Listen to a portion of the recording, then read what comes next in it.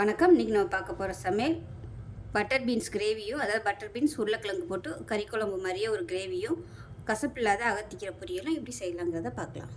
இப்போ ஒரு குக்கர் எடுத்துக்கலாம். தேவையான அளவுக்கு எண்ணெய் சேர்த்துக்கலாம். எண்ணெய் சூடானதும் ஒரு டீஸ்பூன் சோம்பு, பிரிஞ்சி இலை, பட்டை, கிராம்பு, ஏலக்காய், கால்பாசி இதெல்லாம் சேர்த்துக்கலாம். கொஞ்சமாக கருவேப்பிலை சேர்த்துக்கலாம். மீடியம் சைஸாக ஒரு பெரிய வெங்காயம் பொடியாக கட் பண்ணதை சேர்த்துக்கலாம்.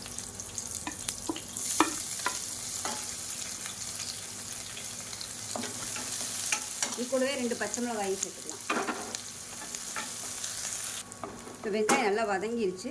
1/4 டீஸ்பூன் போல் இஞ்சி பூண்டு பேஸ்ட்டு சேர்த்து நல்லா வதக்கிக்கலாம். இஞ்சி பூண்டு பேஸ்ட் நல்லா வதங்கிருச்சு. இப்போ 1 டேபிள் ஸ்பூன் அளவுக்கு குழம்புத்தூள் இல்லை கறி குழம்புக்குன்னு அரைச்ச பொடி வந்து சேர்த்துக்கலாம். காரத்துக்கு ஏற்ற மாதிரி மிளகாத்தூள் சேர்த்துக்கலாம். 1/4 டீஸ்பூன் மஞ்சள் சேர்த்துக்கலாம். இப்போ இது எல்லாத்தையும் வதக்கி விட்டுக்கலாம். இப்போ இதில் ஒரே ஒரு தக்காளி மிக்சியில் அடித்து வச்சுட்டு சேர்த்துக்கலாம்.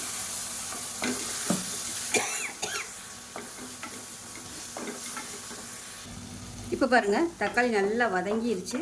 இப்போ இதில் 2 கை அளவுக்கு பட்டர் பீன்ஸ் சேர்த்துக்கலாம். இது கூடவே 2 உருளைக்கிழங்கு வேக விட்டு கட் பண்ணி வச்சுருக்கேன். வேக விட்டு சேர்த்திங்கன்னா தான் சாஃப்டாக இருக்கும் சாப்பிடும்போது. நல்லா பரட்டி விட்டுட்டு உப்பு சேர்த்துக்கலாம்.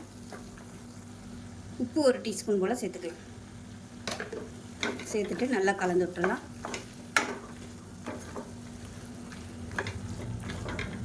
இப்போ இதில் தண்ணி சேர்த்துக்கலாம். முங்குற அளவுக்கு தண்ணி சேர்த்துக்கோங்க. இது நம்ம கிரேவி மாதிரி தான் வைக்க போகிறோம், அதனால் தண்ணி அதிகம் தேவைப்படாது.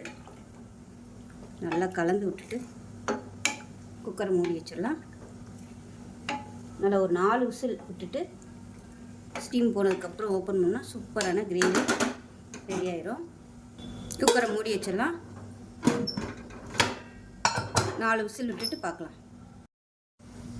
இப்போ ஒரு கடாயை எடுத்துக்கலாம். கொஞ்சமாக எண்ணெய் விட்டுக்கலாம். எண்ணெய் சூடாயிடுச்சு. 1 டீஸ்பூன் போல் கடுகு, 1 டீஸ்பூன் போல் உளுந்து, கொஞ்சமாக ஜீரகம் சேர்த்துக்கலாம். 2 வரமிளகாயை கிள்ளிட்டு சேர்த்துக்கலாம். கருவேப்பிலை சேர்த்துக்கலாம். பொடியாக நறுக்குனா சின்ன வெங்காயம் சேர்த்துக்கலாம். வெங்காயம் நல்லா வதங்கிருச்சு. அகத்திக்கீரையை மஞ்சத்தூள் உப்பு போட்டு நல்லா அலசி வச்சுருக்கேன், அதை சேர்த்துக்கலாம்.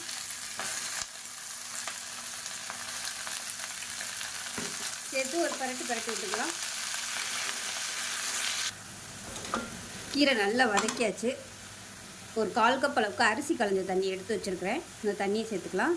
இதை சேர்க்கும்போது டேஸ்ட்டும் நல்லாயிருக்கும், கசப்பு இருக்காது.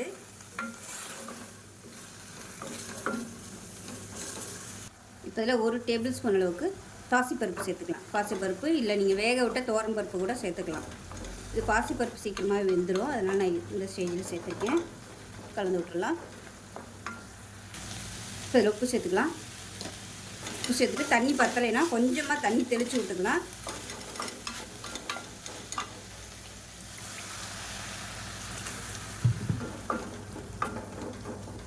மீடியமான ஃப்ளேமில் வேகட்டும். மூடி இப்போ எப்படி இருக்குன்னு பார்க்கலாம். பாருங்கள், லேசாக தண்ணி இருக்குது. இப்போ அடுப்பு அதிகப்படுத்திட்டு அந்த தண்ணியை நல்லா வற்ற விட்டுக்கலாம். கீரை வெந்துருச்சா என்னங்கிறத பார்த்துக்கோங்க. உப்பு பத்தலைன்னா உப்பு சேர்த்துக்கலாம். இப்போ பாருங்கள், நல்லா ட்ரை ஆகிடுச்சு.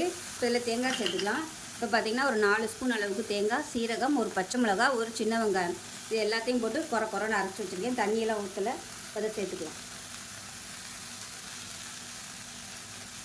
இல்லை உங்களுக்கு பூண்டு ஃப்ளேவர் பிடிக்கும்னா ஒரு பூண்டு சேர்த்துக்கோங்க.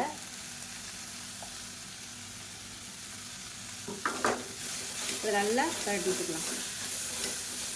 அவ்வளோதான், அகத்திக்கீரை பொரியல் ரெடி ஆகிடுச்சு. கசப்பு இருக்காது, நல்லாயிருக்கும். பூண்டு சேர்த்திங்கன்னா நல்லா வாசனையாக இருக்கும். நான் பூண்டு போட மறந்துட்டேன், பிடிக்கும்னா சேர்த்துக்கணும். அவ்வளோதான், அகத்திக்கீரை பொரியல் ரெடி.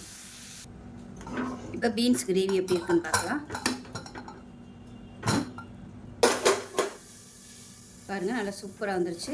இப்போ இன்னும் கொஞ்சம் வற்ற விட்டுக்கலாம். இப்படியே போதும்னாலும் நீங்கள் விட்டுக்கலாம். நான் வந்து கொஞ்சம் வற்ற விட்டுக்கிறேன். இப்போ பாருங்கள், நல்லா கெட்டியாயிடுச்சு. அமர்த்திடலாம். மேலாப்பில் கொத்தமல்லி இலை சேர்த்துட்டு அமர்த்திடலாம். கறி குழம்பு டேஸ்ட்டில் அட்டகாசமாக இருக்கும். ஸோ இதே மாதிரி செஞ்சு பாருங்கள். செஞ்சு பார்த்துட்டு எப்படி இருந்துச்சுங்கிறத சொல்லுங்கள். வீடியோ பிடிச்சின்னா லைக் பண்ணுங்கள், கமெண்ட் பண்ணுங்கள், சேனலை சப்ஸ்கிரைப் பண்ணுங்கள், பக்கத்தில் பெல் பட்டன் ப்ரெஸ் பண்ணுங்கள். நன்றி.